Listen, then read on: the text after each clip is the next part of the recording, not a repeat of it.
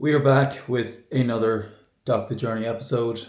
This one 3 weeks on. Consistency is key, So yeah, I know. I think every video I say I'm gonna keep making them, but that's just the way it is. I'm doing my best here. So yeah, don't give me stick.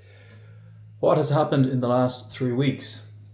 A lot has happened, and a lot of good, a lot of learning, a lot of just good growth overall. So yeah, like it definitely felt that the summer was a period of just being like stuck, and obviously the YouTube videos showed that.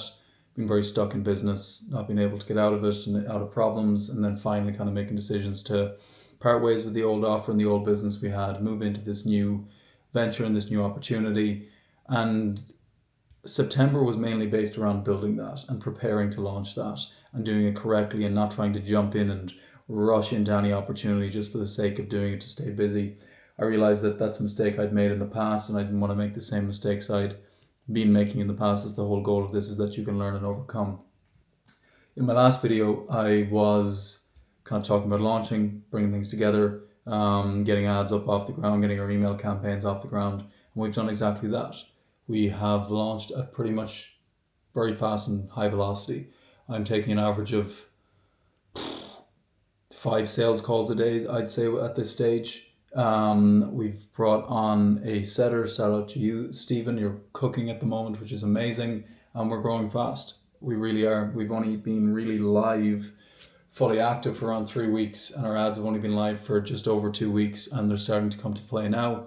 We're getting an extremely good cost per call, and we are about to start scaling, which is beautiful. So yeah, we're in a very good place right now. We've closed probably $12,000 to $15,000 in monthly recurring revenue so far. But the thing is, our kind of offer structure that we're doing is more of like an upfront payment for 1 month, but our ascension rate, and I'll talk about this in another video when I get more of these numbers, is going to be extremely high the way I position this. And the only reason I'm in a prime position right now to scale this and understand how to scale this is because I took the time to actually build this out, develop this offer, look into the long term and see what type of company I wanted to run, how I wanted it to be structured, how I wanted my time to go, and more.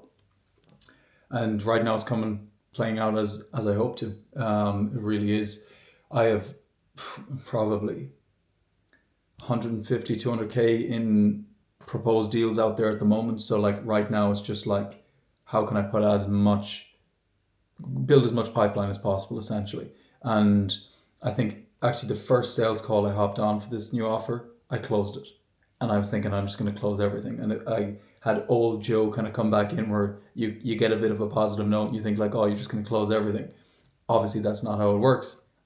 Sharp realization. Okay, cool. We need to just build pipeline. So yeah, it's just been day in, day out, taking calls, building pipeline, follow-ups, that whole process, hiring a setter, bringing Stephen on, as I mentioned, to take that part off of me. And then very soon now I'm going to need to get myself off the calendar and being able to just run the marketing and the sales and the fulfillment of the business, which is what I want to do. But in the beginning, I need to take all these calls. I need to see what's up. I need to be able to see where there's issues with the offer and more. But then I'm not waiting around. And that's one thing I kind of realized this week, and I think a lot of people make a mistake on, is when they're hiring someone like a closer, let's say, you're not going to go from I'm taking all the sales calls to I'm not taking all the sales calls. Like there's a ramp up period. There's a period of time where you split the sales calls, and then slowly, they start taking more, they start taking more, they start taking more. And right now I was kind of looking at everything and I was like, have I taken enough sales calls to validate all of this? No. But the only way I'm going to do that is by taking more sales calls. So therefore I need to ramp up spend and accept that I'm in a busy period right now. And this is a very kind of like, it's a hectic period is what I will say. In terms of like call volumes and how busy my day is, and how like my afternoons are from 4 p.m. my time until 9:30 is just calls, but it's what it needs to be. And I understand that this is just for a period of time, because what I'm going to start doing is looking for closers now to come in to the offer in and begin to introduce them to it, take a few calls in the next 1 to 2 weeks, so that I can make that transition in November of switching out, purely focusing on the marketing of the company and just growing from there. Because obviously if I'm on call 6 hours in the day, there's only so much growth that can be done. And there's a lot that I want to do with this business. And yeah, so that's kind of the trajectory and the trajectory we're on right now. And in 2 weeks' time, like there could be another, there could be 30K closed and there could be 50K closed. I don't know. I'm just building as much pipeline as possible.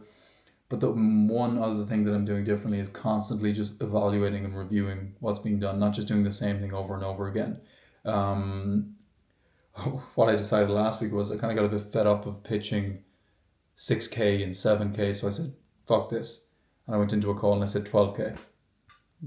Prospect didn't blink an eye. And that's where it kind of comes into, I could work as hard as I do and I could take this many calls, or I could take less calls and just charge more. And I know it sounds stupid and simple to say, but I think people, especially like that are beginning in business and entrepreneurship, obviously you haven't gone through the period of time of actually like you have to learn these things. You do, but there's a few decisions that you can make that can like literally 5 to 10x your business just by deciding to do them. So for example, if I decided that every call I get on, I'm going to pitch 10K instead of 5K, I now have the potential to double my business. And I know obviously everyone's not going to close at 10K, but would you rather serve, I'm going to mess up the numbers here, 8 customers at $10,000 and they pay you 80K, or would you rather serve 15 customers at 5K and they pay you 75K? And that's the way I kind of view it, let's say. So there's a few kind of like quantum leaps like that I'm trying to take. Is like, okay, cool. How do I pitch more? Work with less clients and make more money. Have a leaner team as a result. On the flip side, how do I stop chasing down these like, and this is one thing I have to stop myself doing, is I just kind of see opportunities and take them like, oh, let me try this industry, let me test out how this works here, rather than really sitting back and just, I've been trying to do this as much as possible and ask myself, what few decisions can I make that will exponentially grow the business without needing to work harder and put in more work? So for example, if I can take 5 sales calls per day with companies that are doing above $1 million a year versus a blended mix of companies that are doing 100K, 500K, etc., I can pitch more, I can close more, they have more capital, they have more budget, I work the same amount of times, the closer I bring on works the same amount of times, and we make more money. A few little decisions like that, I know they're very simple, but these are the things I'm trying to lock down and lock in now this month specifically. Outside of that as well, it's like, it's been hectic, it's been busy, but the one difference point is it's felt easy, to be honest. Like I've been working a lot, I understand this is a month of like doing a lot of work, I've prepped a lot to be able to do this, so I'm completely grateful to have these busy evenings, but it has been easy.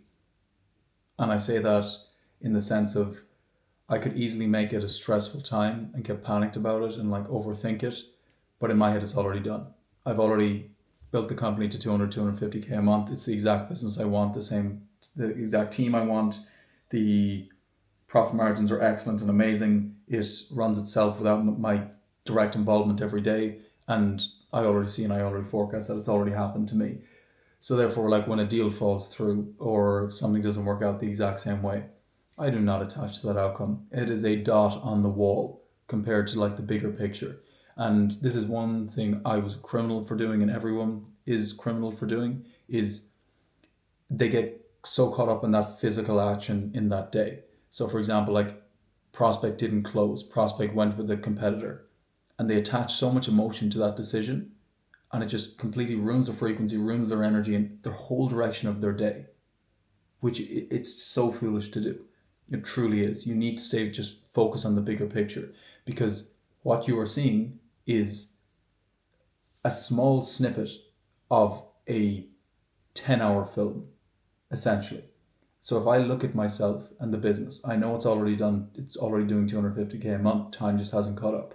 So therefore, if someone doesn't close or the deal gets lost, why would I attach any emotion to that? Why would I let that bring me down at all? Because that is part and parcel that I'm of the end outcome, which is the business is already doing 250K a month. So I attach zero outcome to it. I've gotten emails this week saying, hey, we're not going to go ahead. Don't even blink an eye. Click off. That's cool, guys. Follow up with me next week. Let's move on to the next one. And I just go and I go and I go.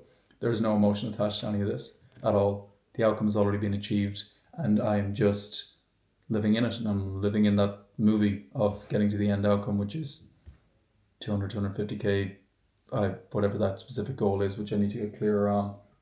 But yeah, so in a very good place compared to the summer, everything like that, mentally in an amazing place, growing again. Very happy with that. Very happy with what we're selling, the value we're delivering, and more. It's great. It really is. I'm very happy, and the fittest I've been, of the healthiest I've been. Going to Paris next week for the High Rocks, which is going to be amazing. And pretty much the last 5 weeks has just been like a sprint since going to Italy.